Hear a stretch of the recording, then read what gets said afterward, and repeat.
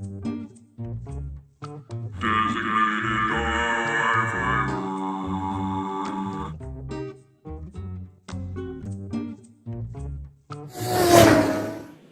there, everyone. Designated Diver, aka Dusty here.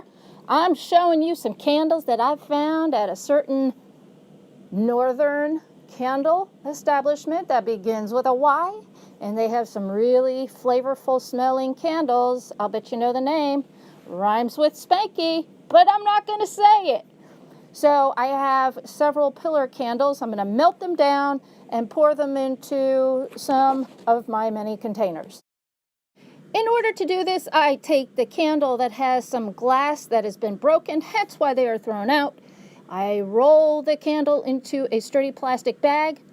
I have a rubber mallet that I'm going to be using, and I place the candle on top of, well, it's just a brick, but you want a hard surface, and I tap, tap, tap around and roll the candle. The bag is plastic, so I can see when the glass releases from the sticky candle. I do not recommend that you do this at home. I just like to do a lot of things aggressively, hence why I chose this particular method. You can find other methods as you so choose. Lovely, look, it came out pretty well. Just brushing off some tiny residual fluffy pieces of glass. And now I'm going to melt them down. So hang on.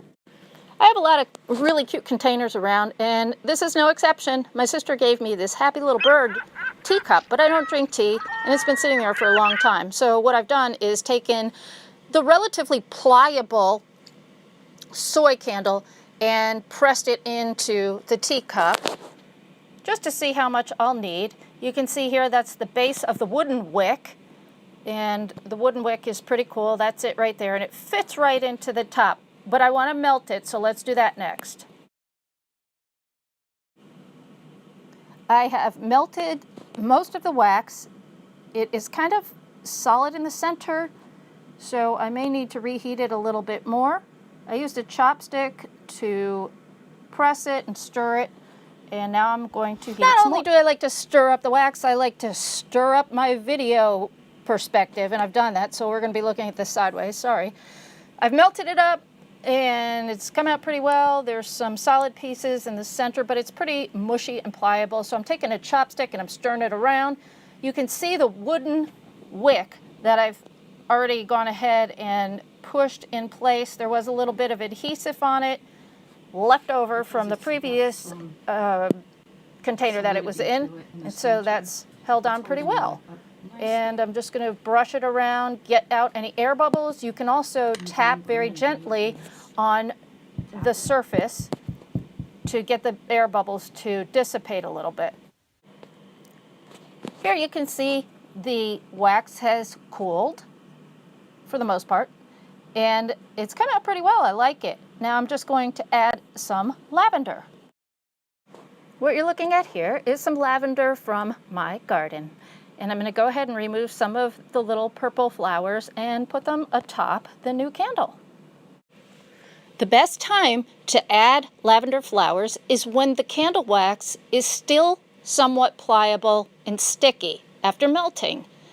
As you can see, I'm adding the flowers, and let's take a look at how it turns out.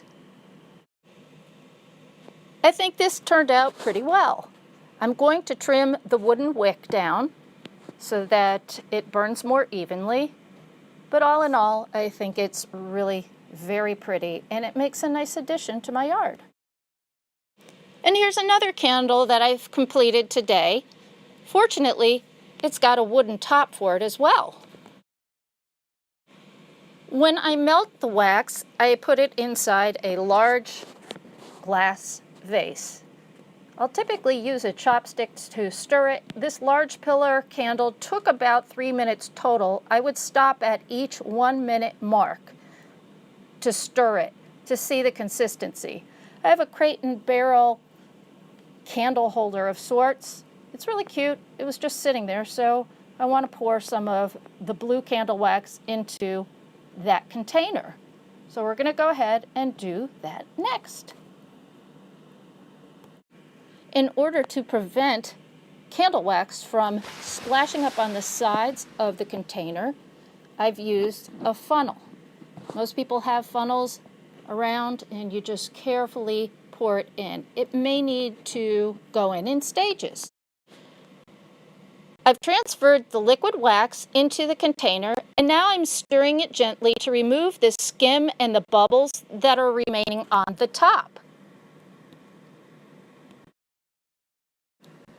I have inserted 2 of the long candle wicks on each side of this container. And the reason is there is a lot of wax, and in order for it to burn evenly, it really needs 2 wicks. I've used chopsticks to hold these wicks in place. I was able to save some of the glue on the bottom of the base of the wicks, and they adhered nicely. Here you'll see a close-up of the candle as it cools. There are some bubbles that are around the top, and this is not uncommon. You can skim them or gently tap the container to get them to dissolve. I've added some colored and silica-infused smooth fire glass or fire beads from tempered glass. These are often used for indoor and outdoor fire bowls, fire pits, and fireplaces, and they are environmentally friendly.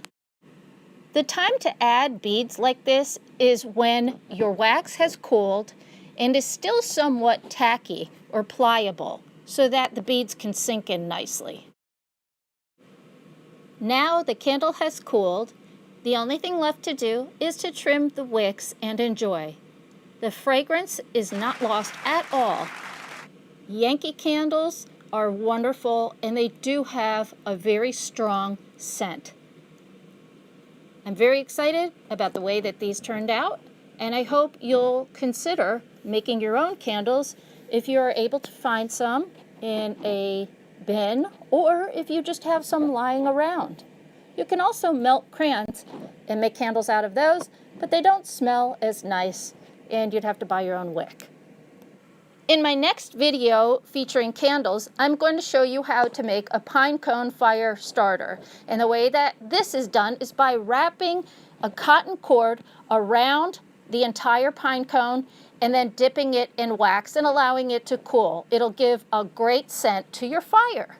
I wholeheartedly appreciate you for stopping by to watch this video. Please be careful when dealing with broken glass and using heat sources to melt your wax. And as always, don't drink and dive. If you haven't already, please hit the like and subscribe button. Have a blessed day, everyone. Thank you.